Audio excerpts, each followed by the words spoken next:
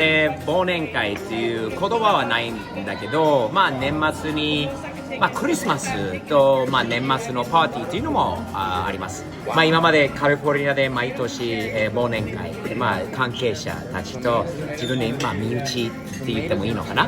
自分に近い人たちが集まってこういう年末にアメリカ的な、まあちょっと日本的な、忘年会をアメリカで、やってきたんだけど、テキサスに来てから初めての年末なんでブラジリアンにしたらどうかと。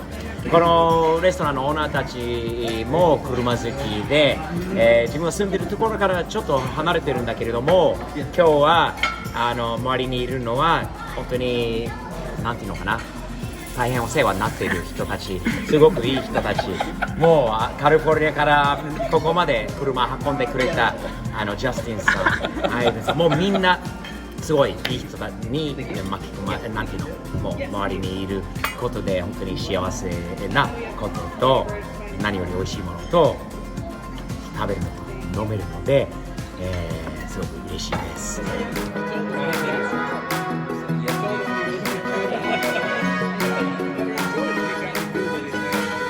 He's going to get the most out of it. Yeah, I don't think it's anything.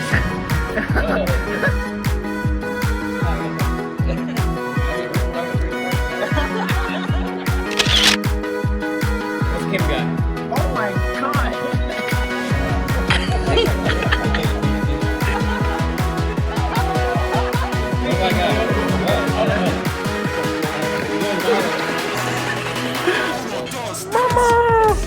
2, 3. Happy birthday to you. Happy birthday to you. Happy birthday, dear Alex.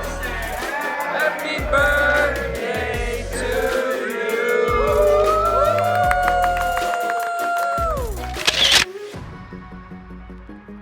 本当に皆さんありがとうございました。今年大変お世話になりました。来年もよろしくお願いいたします。いつも日々前進サムズアップ的な感じでやっていきましょうね。ではまた来年会いましょうね。よろしく。あ、なんかヨネちゃんからもメッセージがあるっていうことが。ストリップヨネちゃん。あれ？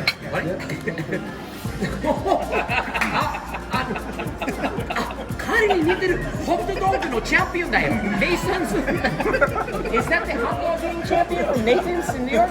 It was a skinny Japanese guy just like him. That's him. That's it. Oh my goodness.